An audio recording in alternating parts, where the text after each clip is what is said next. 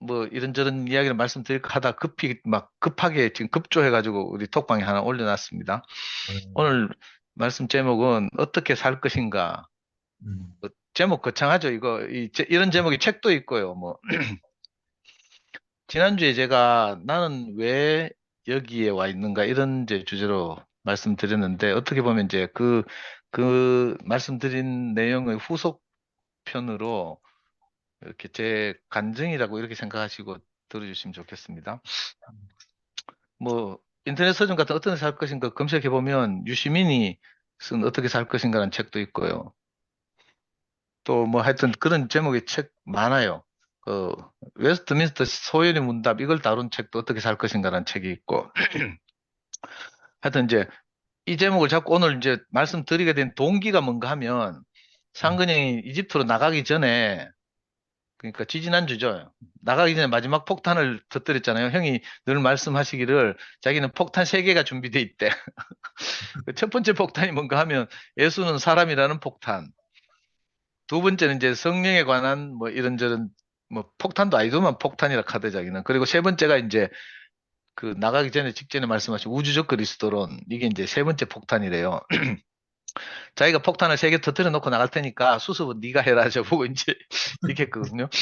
그 이제 형 말씀을 듣고 이렇게 어떻게 보면 화답 겸 이제 제 생각 뭐 이런 이제 말씀을 좀 드려보려고 합니다. 우리가 이렇게 교제하고 뭐 이런 간증을 하고 하잖아요. 그 투팸 안에서도 이제 다양한 간증들이 있고 형제들 색깔이 다르고 생각이 다 다르고 이런데 결국은 이게 세계관의 문제라는 생각이 들거든요. 뭐 세계관이라면 다 알겠지만 네이버 검색해 보면 이제 어떤 뭐 지식이나 관점을 가지고 자기가 살고 있는 세계를 인식하는 틀이죠, 틀. 그래서 아무리 성경을 뭐 이야기한다고 하고 예를 들어서 어떤 자매는 성경을 맨날 복사해서 올리고 또 어떤 분은 맨날 자기가 이해한 성경을 가지고 늘 같은 간증을 하고 하지만 결국 그건 다 자기가 인식하고 있는 세계관의 문제거든요. 이건 저는 비유 삼아 말씀드리기를 왜 우리가 이제 가정에 정수기를 많이 사줘요. 정수기마다 필터가 있어, 필터. 그 수돗물에서 나오는 이런저런 것들을 걸러내는 장치를 보고 필터라고 하잖아요. 어떻게 보면 사람은 자기마다 이 세계관을 필터를 장착하고 있어가지고 거기서 걸러서 말하는 거거든요. 그러니까 결국은 그 자기 필터로 이야기하는 거죠. 자기 세계관으로 이야기하는 거예요. 그걸 이제 좀 권위를 세우기 위해서 뭐 하나님 말씀이다, 성경이다, 뭐 이렇게 이제 주장하는 거죠, 사실은. 그래서 이제 우리 교회 사람들은 그 대부분 다 아는 말이지만 결국은 그 말하는 사람이 문제인 거죠. 옛날에 왜 이 목사님도 그런 말씀 자주 하셨잖아요. 미국의 그 대표적인 세계적인 영성 운동가 부흥가 빌리 그레엄 목사가 그 세계적인 부흥 집회를 할 때마다 항상 그분이 말씀하시기를 뭐 영어로 뭘 하던데 영어를 몰라가지고 하나님이 말씀하시기를 뭐 이런 식으로 그죠 뭐 누구 say 뭐 이렇게 자기 말이 아니고 성경에 이렇게 하나님 말씀하시기를 이렇게 인용했단 말이에요. 근데 성경을 인용하지만 결국 지 말인 거죠, 지 말. 저도 마찬가지고 상근형도 마찬가지고 자기 말을 하는 거예요. 자기만큼 말하는 거죠. 음, 근데 이제 다른데 기대는 거죠. 왜냐하면 우리 개인에게는 그렇게 뭐 권위가 없기 때문에 성경이나 하나님 말씀이나 뭐 이런 전통이나 이런 데 기대서 말할 뿐이죠. 그래서 저는 우리가 세계관이 정말 중요하다 이런 생각을 하거든요. 음, 대표적으로 예를 들면 그 제가 오늘 검색해 봤는데 전 세계에서 가장 흥행한 영화, 개봉 영화 중에 가장 흥행한 영화 탑10을 내가 조사해 봤더니 그 중에 전 세계적으로 가장 크게 흥행한 영화는 1위가 아바타라 아바타. 난 안 봤어요. 그리고 10위 안에 든 세 편의 영화가 있는데 어벤져스 시리즈라. 어벤져스가 막 지구를 구하는 세계적 영웅들에 관한 이야기죠. 뭐 각종 영웅들이 다 등장하고 이러더라고. 그게 뭔가 하면 이제 마블이라는 그 영화사에서 스튜디오에서 영화를 만들 때 그 마블 고유의 세계관이 있어요. 지구가 뭐 이렇게 위험에 처했다 뭐 이런 거 있잖아요. 그러니까 마블의 세계관을 모른 채로 마블의 영화를 백날 봐봐야 소용이 없는 거라. 그 저는 한 편도 못 봤어요. 관심도 없고. 그리고 또 우리나라를 대표하는 그 아이돌 BTS 있잖아요. BTS도 자기들의 앨범이나 노랫말이나 뭐 굿즈나 이런 데 보면 그 BTS 고유의 스토리가 있어요. 스토리. 세계관이 있다고요. 그 이제 BTS 관심 있는 그 뭐라 하나 BTS 좋아하는 애들 아미라고 하죠. 아미. 팬클럽. 아미들은 BTS의 그 노래 스토리 이런 걸 다 이해하고 그 세계관을 알고 그래서 자기들 마음에 드는 상품을 사고 이러거든요. 그래서 저는 요즘 신세대 뭐 BTS가 뭐 하는 거 뭐 데미안이라는 유명한 왜 성장 소설 있잖아요. 데미안을 차용해서 무슨 노래를 만들고 뭐 그 데미안을 그 노래 속에 담고 이러더라고. 근데 너무 어려워가지고 내가 연구하다 치웠어요. 이거 뭐 내가 10대 같으면 좀 어려워가지고 해보겠는데 이게 너무 늦었죠. 그러니까 이렇게 세계관이라는 게 있다고. 요즘 게임을 해도 게임마다 고유의 세계관이 있어요. 제가 정말 좋아하던 게임이 있는데 그 총싸움하는 게임이거든요. 배틀그라운드라는 게임이에요. 한국에서 만든 게임인데 이 게임에도 세계관이 있어. 무인도에 비행기를 타고 가다 100명이 낙하산을 타고 다 내리는 거야. 빈손으로. 그래가지고 이 무인도 흩어져 있는 무기와 장비를 구해가지고 무장을 한 채로 마지막 무인도에서 100명 중에서 최후의 한 명이 남으면 이기는 게임이거든요. 이게 이 배틀그라운드의 세계관이라는 거예요. 그 세계관이 정말 중요한 거죠. 뭐 다 자기 이야기라고 하지만 결국은 우리가 각자 자기 안에 성장 과정이나 삶의 뭐 이런 걸 거치면서 세계관을 장착하고 있거든요. 그리고 이 세계관과 비슷한 개념으로 프레임이라는 게 있죠, 프레임. 심리학자들 이거 많이 하는데 저는 이제 강의를 하고 이런 학부모들한테 강의를 많이 하다 보니까 심리학 뭐 전 전공이 아니지만 그래도 심리학 책도 좀 읽고 이랬거든요. 왜냐하면 사람들이 행복에 관해서 굉장히 관심 있고 하기 때문에 저는 뭐 그리스도 뭐 이런 어려운 말을 세상 사람들 해봐야 소용없고 기독교인들이 모를까 그냥 비기독교인들에게는 이제 기독교적 세계관을 가지고 이야기해봐야 별 영향력이 없어. 저는 이제 행복이라는 주제로 많이 이렇게 강의를 했는데 그때 배운 개념 중에 하나가 프레임이라는 거거든요. 우리나라에서 이 행복에 관한 가장 권위 있는 연구자가 있는데 그게 누군가 하면 최인철 교수라고 유튜브 보면 강의 많이 있어요. 그 서울대학교 심리학과 부설 행복연구센터 소장도 하고 서울대학교 심리학과 교수예요. 이분이 낸 책이 프레임이라는 책도 있고 뭐 행복 교과서도 심지어는 내고 이랬어요. 그 이분의 책을 쭉 읽다 보면 이제 그 유명한 예화가 나오죠. 퍼시드 핑크라고 핑크 대왕이라는 그 예화예요. 옛날 어떤 왕국에 핑크를 너무 좋아하는 왕이 있어가지고 지멋대로 막 신하들한테 명령해가지고 모든 것을 핑크로 만드는 거예요. 뭐 옷도 핑크, 건물도 핑크, 뭐 다 핑크. 사람이 손이 닿을 수 있는 거 다 핑크빛으로 만들었어.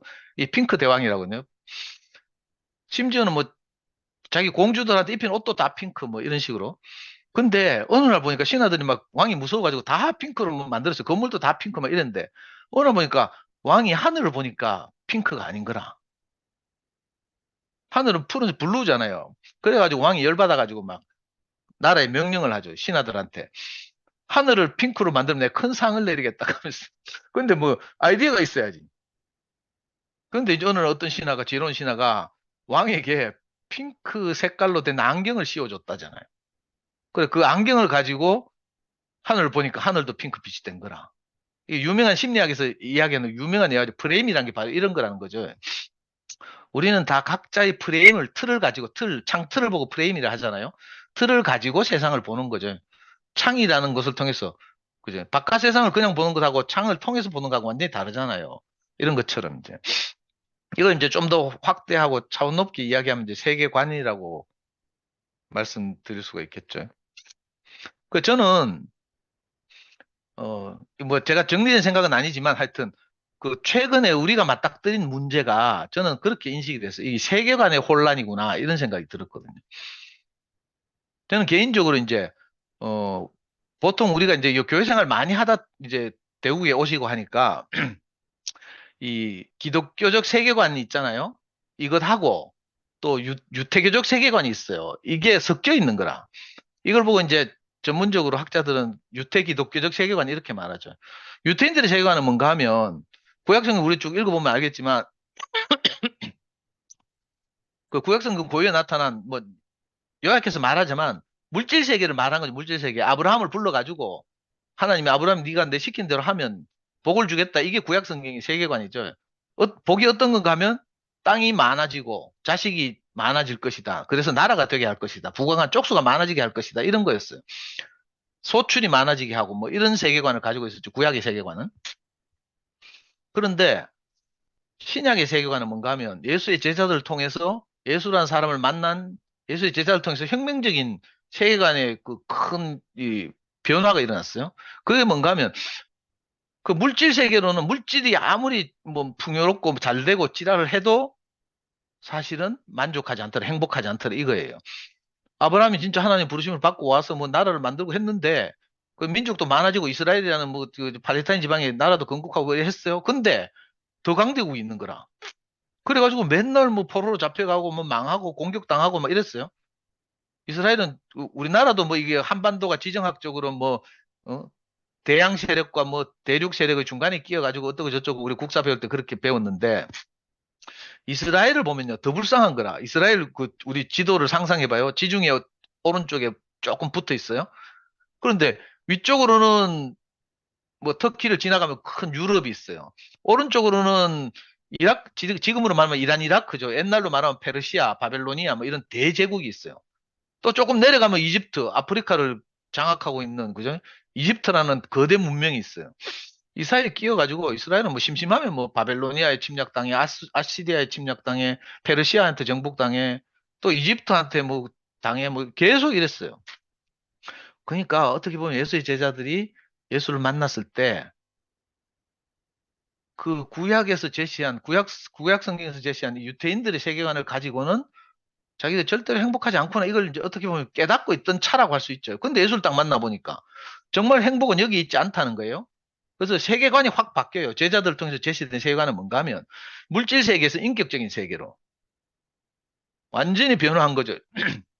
자, 이걸 보고 그러니까 이 사람들이 이제 이 당시 예수의 제자들은 예수와 그리스도를 동일시했으니까 우리 모임 전에 수다를 떨 때도 우리가 그냥 예수와 그리스도를 혼재해서 말하잖아요. 그런 것처럼 이 사람들에게는 이제 그게 절대적이었으니까 자기들이 만난 이 사람을 기점으로 해서 옛날에 우리가 행복하다고 생각했던 것은 풍요였다.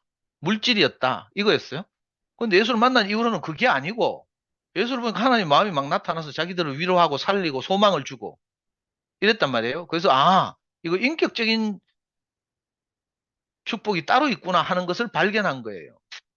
예수를 통해서 선포되는 하나님 말씀을 통해서 창조되는 새로운 세계가 있구나. 이걸 발견한 거죠. 그래서 이게 두 세계가 딱 갈라졌잖아요. 시대가 딱 분리됐어요. 우리가 다 알다시피 그 뭐야 비포 크라이스트 그죠? 예수를 만나기 전 예수가 출현하기 전 세계를 딱 간단하게 비포 크라이스트 BC라고 딱 정했어요. 이거 놀라운 일이죠. 누가 만드는지 몰라도 AD, BC를 뭐 누가 붙였는지 모르겠지만 하여튼 저는 하나님이 하신 일이라고 생각돼요. 그리고 예수 이후의 세계를 에노도미나이, 에노도미니 해가지고 그죠? 주후, 그리스도 이후 뭐 라틴어인데 좀 어렵죠. 이렇게 딱 나눴어요. 이 세계가 다르다는 뜻이거든요. 세계관이 완전 혁명적으로 전화했어요. 그런데 안타깝게도 유태적 세계관에서 기독교 세계관으로 넘어오면서 이게 이제 그 사세기경에 기독교가 딱 천주교가 출현하잖아요. 이러면서 이 기독교적 세계관이 유태교적 세계관을 그냥 안고 있는 거예요. 이게 완전히 정리된 게 아니고 안고 있어요. 그래서 저는 오늘 얼핏 생각해 보니까 예를 들어서 보통 목사님들이 결혼식 주례를 할 때 가장 많이 인용하는 성경이 뭔가 하면 뭐지? 하나님이 뭐 남자와 여자를 만드시고 둘이 한 몸이 되게 하고 뭐 있잖아요. 창세기 2장에 나오는 말씀. 그걸로 주례사를 제일 많이 한다니까. 자, 구약 시대에 하나님이 사람을 만드시되 남자 여자를 창조하시고 둘이 한 몸이 되게 하고 이런 이제 물질 세계에 관한 묘사처럼 보이잖아요. 그리고 이거 뭐 신화라고도 하고 뭐 이러는데 자, 이게 인격적인 세계를 넘어와서도 여전히 극하고 있는 거야. 결혼식 주례는 결혼식이란 게 뭐예요? 표면적으로 우리가 남자 여자가 만나서 결혼하는 결혼식은 이게 물질적인 연합이고 물질적인 연합. 남자 여자가 그냥 이제 한 방 쓰고 한 침대에서 자고 이런 거예요. 근데 사실 이걸 통해서 인격적인 세계를 말하려고 하는데 인용은 뭘 해요? 창세기 2장을 인용한다니까? 이 무수한 예가 있어요. 우리도 교제하거나 말씀을 할 때 저도 이 목사님 말씀 들으면서 이게 굉장히 헷갈렸거든요. 어떤 때는 인격적인 말씀을 하는 것 같은데 예를 드는 건 물질 세계에 예를 들어와요. 이게 어쩔 수 없이 우리가 이제 육체를 가지고 사는 물질 세계에 발을 딛고 살기 때문에 겪을 수밖에 없는 한계이기도 한데 저는 이게 좀 우리 형제들 안에도 저 안에도 이게 혼재돼 있다는 생각을 하거든요. 그래서 창세기를 읽으면 이건 완전히 판타지 같죠, 판타지. 신화 같잖아요. 그 창세기 때문에 많은 사람들이 헷갈려 하고 많은 기독교인들이 봐라 하나님이 모든 걸 창조했잖아 이렇게 쌓고 이제.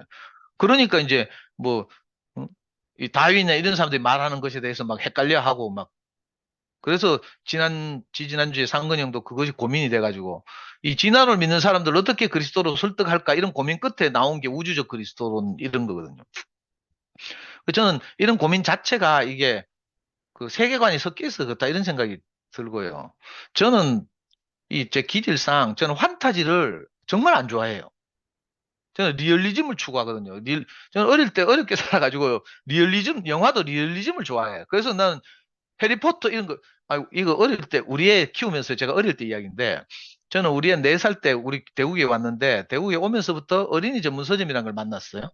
그래가지고 아이를 일주일에 한 번씩 데리고 서점을 다녔어요. 그러면서 책 많이 읽었죠. 이제 뭐 공부를 잘하려면 책을 많이 읽어야 된다 하더라 하는 육아서적을 내가 이제 많이 봐가지고, 저는 이제 돈이 많이 없으니까 사교육 시킬 수는 없고 이래가지고 아이를 데리고 늘 어린이 서점을 다녔어요. 그 결과로 초등학교 5학년 때 학교 내에서 독서 퀴즈 대회를 했는데 6학년들 다 물리치고 5학년 때 우승을 했어. 그리고 6학년이 됐어요. 6학년 때 또 독서 퀴즈 대회를 했네. 그 우리가 결승에 올라가서 난 쉽게 이길 줄 알았어. 5학년 때 6학년 때 다 물리쳤는데 6학년 때 우승하면 당연하지 이렇게 생각했다니까. 근데 결승에 올라갔는데 그냥 평범한 여학생 내 이름도 알아요. 그 여학생하고 이제 결승에서 만난 거라. 결승에서 우승자를 가리는 마지막 문제가 뭐였는 줄 알아요? 해리포터의 지은이는 누구입니까? 이 문제가 딱 나온 거라. 너무 쉬운 문제죠. 책 좀 읽는 애들한테 너무 쉬운 문제인데 제가 환타지를 안 좋아하다 보니까 우리 애한테 해리포터를 한 권도 안 사줬어요. 그거 몰라가 틀려가지고 우승 못했잖아. 그런 에피소드도 있어요. 그것도 있고, 해리포터 다음으로 이제 많이 읽는 시리즈물이 나니아 연대기라는 책인데, 이것도 이제 뭐 영미권에서 아주 유명한 동화책이죠. 이런 게 전부 환타지이기 때문에 저는 아예 접근을 못 하겠어요. 저는 어떤 건가 하면, 리얼리즘을 추구하는 동화책, 뭐 빈민가 이야기, 뭐 이런 거 있잖아요. 이제 제가 그런 사람이다 보니까 아이한테 그런 영향을 미치려고 이렇게 했거든요. 그러니까 리얼리즘을 자꾸 생각하다 보니까 이 환타지하고 이 환타지적 세계관에 대해서 내가 좀 이렇게 친숙하지 않아요. 그래가지고 유태인들이 뭐 이렇게 뭐 지구가 3층으로 되어 있고 뭐 이런 이야기 하면 진짜 소설같이 느껴지고 뭐 이런 게 있거든요. 하여튼 그랬는데 그래서 저는요 이 성경 이런 걸 우습게 여겼고 사실 저 어릴 때부터 교회를 다니고 장로교에서 세례도 받고 뭐 고등부 교사도 하고 이랬지만 제가 대학 딱 들어오고 운동권이 되면서부터는 완전히 접었잖아요. 그러니까 저뭐 이방인 비슷한 거죠. 그리고 신은 인간의 관념이 만들어낸 것이다. 인간의 필요가 만들어낸 것이다. 이게 너무 좋은 말이고 뭐. 이래가지고 그렇게 있었는데 아니 어떻게 해서 진짜 저는 교회 다닐 생각도 없고 관심도 없었는데 정말 하나님이 저를 희한하게 다루셔가지고 완전히 망하게 한 다음에 와이프가 애 버리고 가쁘니까 내가 대책이 없잖아. 우리 애가 너무, 명희가 우리 4살 때인데, 36개월 때 너무 불쌍해가지고요. 저는 뭐 교회고 뭐 이런 데 관심이 없고, 명희한테 엄마만 있었으면 좋겠다. 이것밖에 없었어. 근데 이 목사님과 관계돼가지고, 명희 엄마가 돌아왔단 말이에요. 그래서 저는 명희 엄마가 또 우리 버리고 도망갈까봐 할 수 없이 대구에 콕 끼어서 나왔어요. 하나님 말씀에 관심 있거나 뭐 이런 거 전혀 아니고요. 근데 이상하게, 가랑비에 옷 젖는다고, 내가 뭐, 마지 못해서 교회에 왔지만, 말씀을 자꾸 듣다 보니까, 목사님 말씀을 통해서 내가 놀라운 걸 발견했어요. 야, 이 제자들이 그 수립한 기독교적 세계관, 물론 제자들 직접 수립한 건 아니지만, 나중에 이제 뭐 아리우스가 뭐 3, 4세기경에 이렇게 뭐 대세를 장악하고, 아리우스가 아니구나. 뭐지, 이름도 생각이 안 나네. 하여튼 그 4세기경에 아리우스하고 논쟁한 아타나시우스 이론이 승리해가지고 결국 카톨릭이 출범한단 말이에요. 그러면서 기독교적 세계관이 이제 기독교를 장악하고 있죠. 이 기독교 세계관에 있은 모든 사람들이 영향을 받고 여기 계신 분들도 많은 그런 영향이 있었을 텐데 저는 목사님을 통해서 완전히 다른 기독교적 세계관을 넘어서는 무엇인가를 발견했어요. 이게 하나님의 경륜? 뭐 이런 거죠. 사람이라는 존재. 말씀을 자꾸 듣다 보니까 사람의 존귀함, 자존감, 뭐 이런 것들이 이제 완전히 다르게 인식되는 거예요. 기독적 세계관 안에서 사람은 죄인이다 이거잖아요. 선악과를 먹고 하나님을 거역해서 뭐 하나님과 관계가 끊어졌고 도저히 회복할 수 없는데 예수가 와서 우리 죄를 뭐 대속하고 우리를 뭐 어떻게 구원하고 뭐 이런 이제 뭐 복잡하지만 하여튼 그런 기독교적 교리가 있잖아요. 그게 기독교적 세계관이거든요. 근데 내가 목사님 말씀 듣다 보니까 그게 아닌 거라. 하나님이 원래 사람을 당신의 형상으로 지었대. 사람을 통해서 하나님을 표현하도록.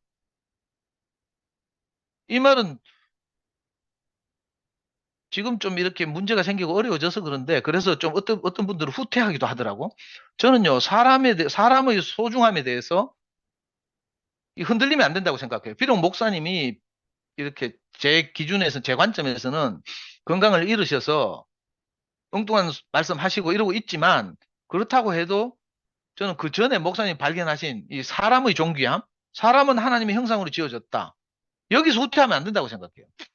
봐라, 이 목사를 보니까 사람이 결국 안 되잖아. 저렇잖아. 사람을 믿으면 안 되잖아. 지금 이런 많은 이야기들 팽배하거든요. 그리고 사람을 절대로 믿으면 안 되고, 막, 뭐, 익하고 있어요. 물론 사람은 절대적으로 한 사람 의존하면 안 되지만, 그러나 저는 여전히 하나님은 사람이 없으면 안 돼요. 이 세계관, 그러니까 이 목사님이 발견한 이 세계관이 그 지난주에 말씀드린 것처럼 큰 기독교적 세계관을 뛰어넘는 혁명적인 발견이라는 생각을 하거든요. 그래서 저는 죄송하지만 제 문제 제기는 뭔가 하면 예수보다 더 중요한 것이 있다. 이게 하나님의 경륜이다. 나 이런 생각을 해요. 예수에 포착해서 그죠? 이 하나님과 관계가 끊어지고 죄인이 된 이런 것을 한 방에 해결하고 우리 죄를 뭐 대신해 십자가에서 죽고 뭐 이런 저 논리, 기독교적 교리가 있잖아요. 근데 저는 말씀을 듣다 보니까 하나님이 사람을 지은 이유가 우리는 뭐 죄인으로 몰아가고 뭐 이런 게 아닌 것 같아요. 하나님을 표현하고 나타내는 뭔가가 필요해. 그래서 성경 전체를 잘 읽어보면 처음에는 사람을 지은 게 아니고 천사를 지었다잖아요. 근데 천사로 안 되니까 이제 사람을 다시 지었대. 에스겔서나 이런 거 뒤져보면 나오죠. 저는 이 말씀도 사실은 내 안에 능력을 추구하는 천사적 경향이 있고 하나님이 사람을 남자와 여자로 지은 것처럼 사실은 남자와 여자로 지었다는 말도 육신적으로 보면 메일과 피메일을 지었다는 말인데 저는 인격적으로 이걸 받아들여 보니까 인격적으로 말씀을 들어보니까 하나님이 사람을 지을 때 남자 여자로 지으시고 이렇게 말씀하실 때 남자라는 거 하나님을 대신하고 하나님을 표현하는 형상 이게 남자예요. 그리고 무엇을 받아들이는 성분 이게 여자예요. 저 안에 남자도 있고 여자도 있어요. 자, 마찬가지로 같은 논리로 저 안에 천사적 속성도 있어요. 어떻게 하는지 경쟁에서 이기고 높아지고 출세하고 성공하고 물질적으로 잘 되고 뭐 이러는 경향이 우리 안에 다 있거든요. 그러니까 이 경향으로는 도저히 하나님을 표현할 수가 없어. 그래서 하나님이 다시 사람을 지었대. 사람은 아무것도 아니고 흙으로 지었으니까 이 사람을 통해서 하나님을 온전하게 나타내고 이러는 거죠. 저는 이 목사님이 발견한 사람, 하나님과 사람, 책 제목도 있죠. 목사님 말씀하신 걸 책으로 낸 거 하나님과 사람은 책도 있어요. 저는 이게 놀라운 발견이라고 생각하고 그래서 이제 예수님에 관해서 다시 이야기해 보면 그 왜 예수님이 하나님의 아들이다 보통 이렇게 기독교에서 이렇게 말하잖아요. 그 유일한 하나님의 아들이다 이렇게까지 말하고 유일하신 그리스도다 이렇게 말하는데 성경을 잘 읽어보니까 저도 어떤 책에서 이거 본 건데 예수가 하나님의 아들이심을 확인한 제자들의 관점이 시기가 다 달라요. 성경을 제일 먼저 쓴 바울은 예수가 십자가에서 죽고 다시 살아났을 때 하나님의 아들의 지위를 획득했다는 거예요. 바울의 견해예요.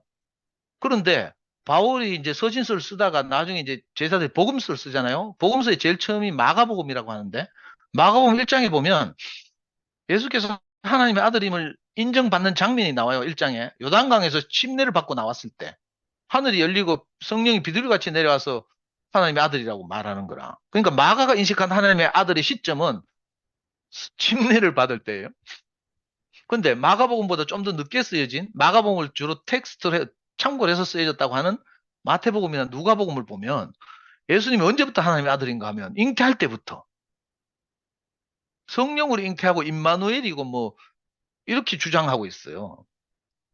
그런데 신기하게도 어제 잠깐 영식 형도 말씀하셨지만 성경이 제일 여러 성경들 제일 마지막에 쓰여진 게 요한복음이라잖아요. 요한복음의 관점에서는 언제부터 예수가 하나님의 아들인가 하면 태초부터 하면 아브라함이 있기 전부터. 요한복음에 그런 말 있죠. 내가 아브라함이 있기 전부터 있었느냐 이렇게 가지고 사람들 헷갈리게 하잖아. 예수는 분명히 뭐 그죠? 아브라함보다 뭐 한참 뒤늦게 태어났는데도 아브라함이 있기 전부터 있었대. 이게 무슨 말이에요? 그러니까 예수라는 자연인을 말하는 게 아니고 예수를 통해서 하나님의 성분이 나타난 것, 마음이 나타난 것, 이걸 보고 우리가 그리스도라고 하잖아요. 이 그리스도를 하나님이 상정하고 사람을 창조했다는 거잖아요. 그래서 저는 이 그리스도에 주목해야 된다는 생각을 하고요. 그 사람을 통해서 나타나는 것이 그리스도인데 이 기독교적 세계관을 우리가 딱 갇히고 나니까 어떤 일이 벌어지는가 하면 저도 어릴 때부터 그렇게 배웠지만 예수가 유일한 그리스도다 이렇게 배웠잖아요. 독생자라는 말을 그렇게 자꾸 번역하더라고. 요한복음 1장에 보면 그런 말 있죠. 독생 뭐 어쩌고 저쩌고 있잖아요. 요한복음 1장 몇 절이더라? 기억이 안 나네. 하여튼 그래가지고 유일한 하나님의 아들 이렇게 생각하고요. 그래가지고 이것 때문에 논쟁이 많았죠. 막 성경을 깊이 연구한 사람들은 예수님을 맏아들이라 했으니까 맏아들 뒤에는 동생들도 있다는 뜻 아이가 하고 막 뭐 하여튼 이런 복잡한 이야기가 있어요. 그래서 저는 이 우리 형 말씀을 들으면서도 그렇고 교회 안에서 이제 여러 말씀을 들으면서도 제 안에 이제 떠오르는 생각이 자꾸 예수가 누군가에 너무 주목하다 보면 기독교적 세계관 안에 갇힌다 이런 생각을 해요. 참고로 저는 이제 기독교인이 아니니까 저는 뭐 대구에 다니지만 저는 개인적으로 기독교인이 아니라는 생각을 하거든요. 우리 교회 안에는 또 기독교인인 분들도 많이 있고 이렇죠. 그래서 이게 좀 어려운 문제긴 해요. 저는 옛날에 목사님이 주의 손이 이끌려를 쓰시면서 그 하셨던 말 중에 제게 가장 이렇게 그 고무됐던 부분이 뭔가 하면 자기는 온 세상 사람들이 그죠? 이 예수의 아버지 하나님을 제대로 받아들여서 이 세상에 종교가 없었으면 좋겠다. 이게 자기의 소원이다. 이렇게 말한 적이 있어요. 저는요, 이 진짜 우리 인생을 복되게 하는 하나님이 있다면 꼭 기독교를 믿어야만 되는 건 아니라고 생각하거든요. 모든 사람이 하나님일 거라는 생각을 하고, 그 종교가 없어지고, 이 진실하신 참 사람이신 그 뭐 제자들의 증언에 따르면 참 하나님이요 참 사람인 그죠? 이 사람이 남을 말하는 게 아니고 우리 모든 인생을 하나님이 그렇게 하시려고 사람을 지었다는 것을 우리가 받아들이게 되면 종교가 사라질 거라 생각하거든요. 물론 뭐 우리 죽기 전에 종교가 사라질 리는 없겠지만 하여튼 이론적으로 말하면 그렇다는 거예요. 그래서 저는 이 기독교적 세계관에 갇힌 것이 너무 답답하고요. 지금도 우리 투팸 안에서도 그렇고 원래 대국이 안에서도 그렇고 여러 다양한 스펙트럼이 있어요. 각자 형제들마다 세계관이 다 다르고 삶의 경험이 다 다르고 출신이 다 다르고 이러다 보니까 이 세계관이 막 섞여 있거든요. 그래서 각자 세계관에서 말하다 보니까 뭐 어떤 건 받아들이고 어떤 건 못 받아들이고 이래요. 근데 세계관이 딱 일치하면 무슨 말을 하더라도 내가 소화할 수 있어요. 내하고 스타일이 많이 다르더라. 저는 영식 형님 보면서 투팸 생활 해보니까 이제 이렇게 영식 형과 가까이 지내본 적이 없는데 영식 형님하고 저하고 스타일이 너무 달라요. 영식 형님은 좀 엄숙하고 좀 이렇잖아요. 근엄하고 막 이런 분이고 저는 야만적이고 막 거칠고 이렇단 말이에요. 그런데 제가 딱 간증을 하거나 영식 형님 말씀을 딱 듣거나 해보면 영식 형님이 경험한 그 이 그리스도적 세계관과 제가 경험한 세계관이 딱 같은 거라. 그래서 저는 영식 형님 말씀 무슨 말씀 하든지 내가 다 알아듣겠어요. 소화도 되고.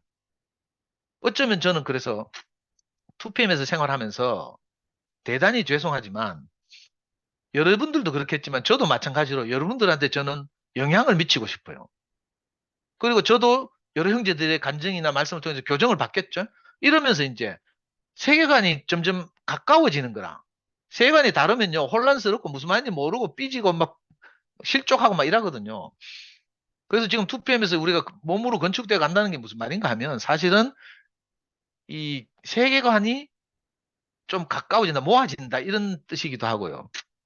그래서 저는 지난주에도 말씀드렸다시피 그 목사님이 아프시고 나서부터 이렇게 이상한 말씀하시고 이래가 종교가 되고 교리화되고 그 목사님의 사역을 완전히 뭐 다 없애고 싶다 하고 이건 너무 답답하거든요. 그래서 저는 어떻게 하든지 목사님 발견한 이-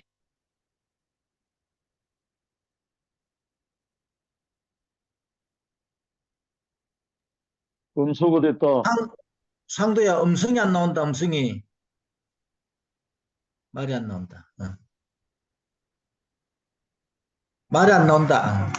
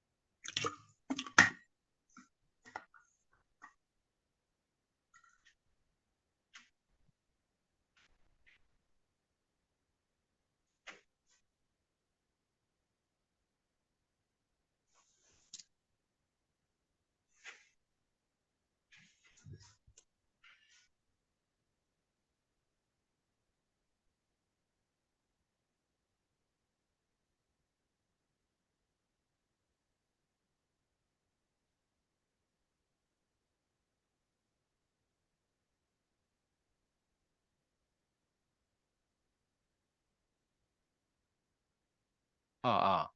이제 아, 나온다. 오케이, 오케이, 오케이, 오케이. 들려? 된다. 아, 된다, 된다.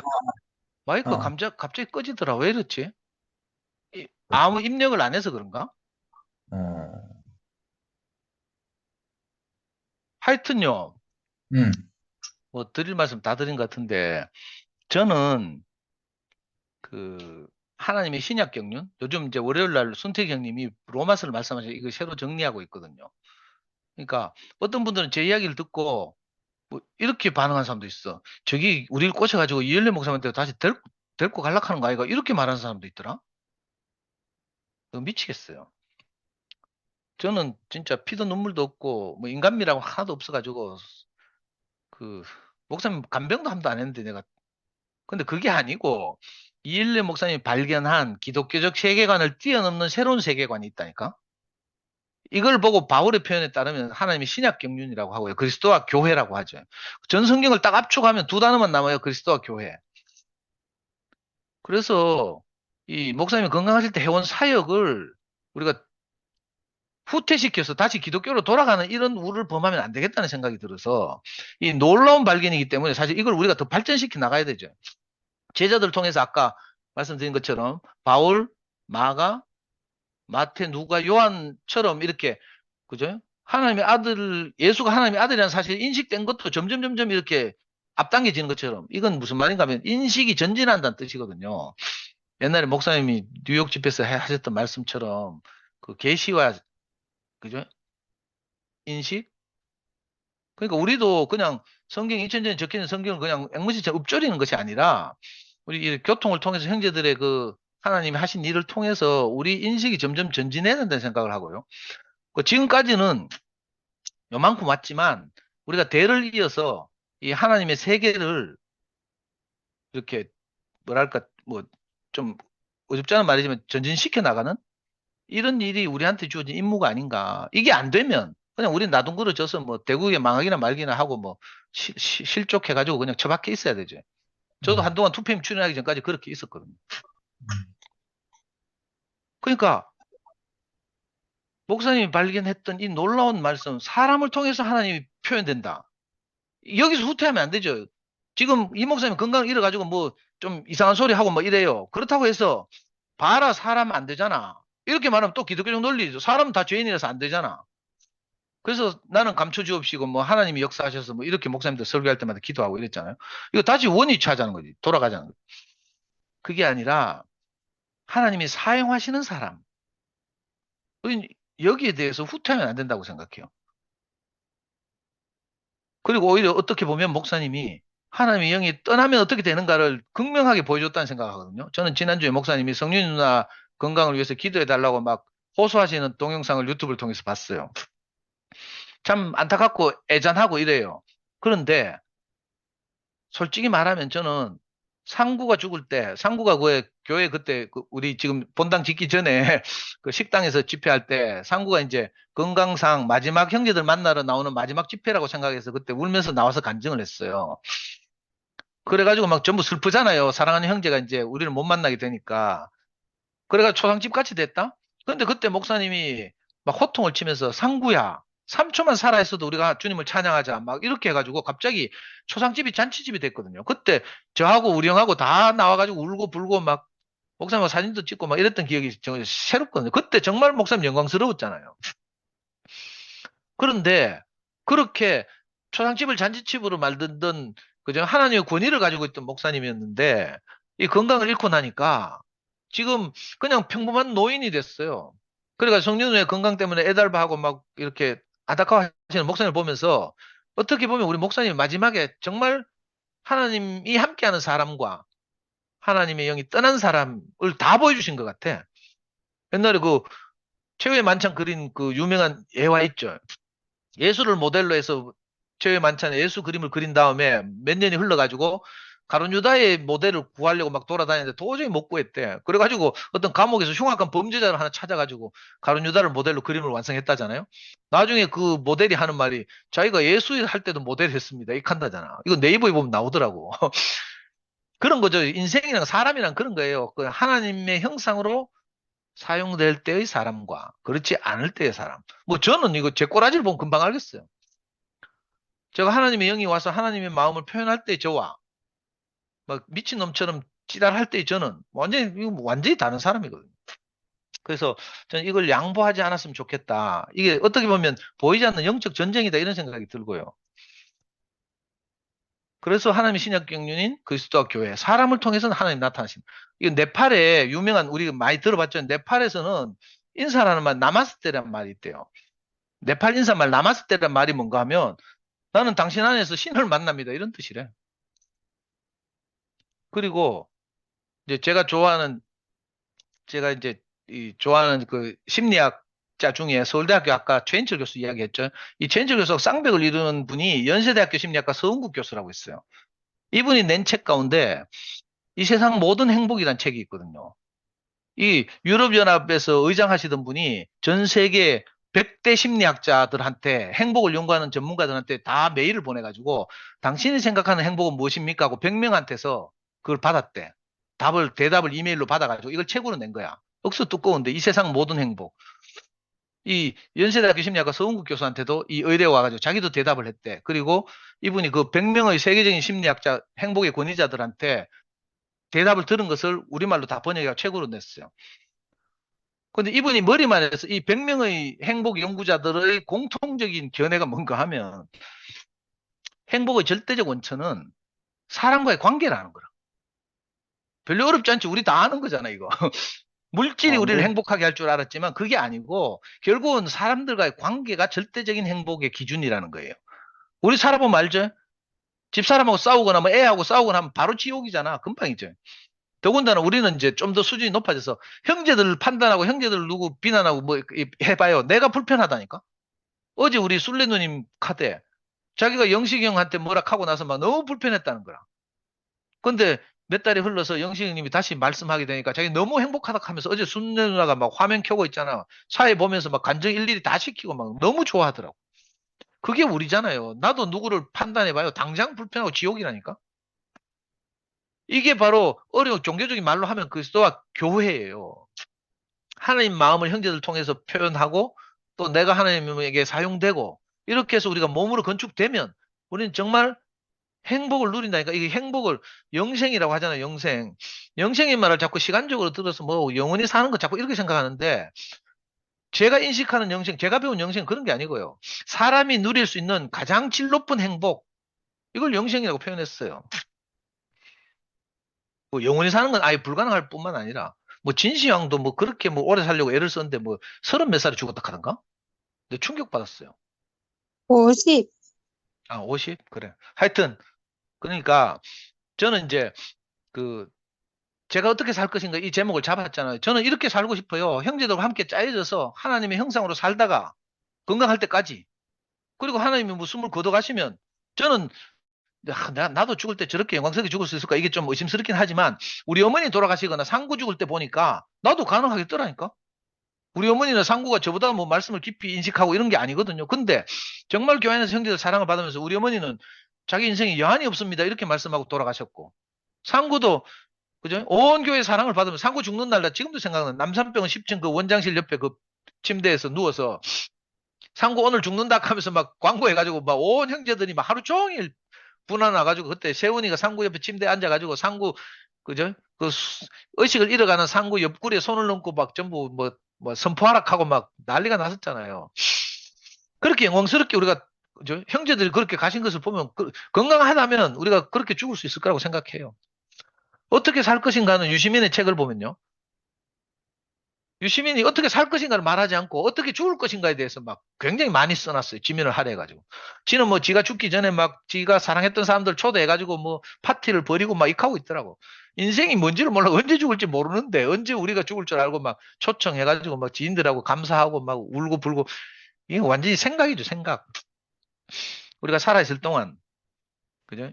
하나님께 사용되는 이 존귀한 인생으로 태어났다는 게 저는 너무 감사하고 또 저 개인으로는 너무나 부족하고 연약하고 안 되는 구석이 있기 때문에 이렇게 형제들이 그죠?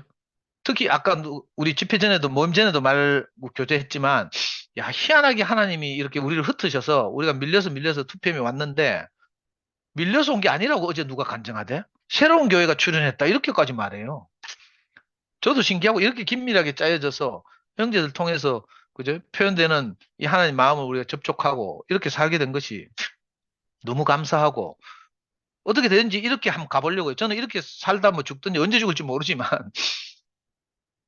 그래서 어떻게 보면 한편은 엄숙하고 한편은 한 분 한 분을 뵐 때마다 그죠? 좀이 숙연한 마음도 들고요. 너무 귀하구나 정말 이런 생각도 들고 저도 거칠지만 하나님이 제게 허락하신 만큼 이 적극적으로 이렇게 하나님을 표현하는 형상으로 살고 이렇게 하고 싶습니다. 하여튼 상근이 없는 동안 급히 두 번의 땜방을 하는 동안 참 억지로라도 들어주셔서 너무 감사합니다. 주님을 찬양합니다. 아멘. 아멘.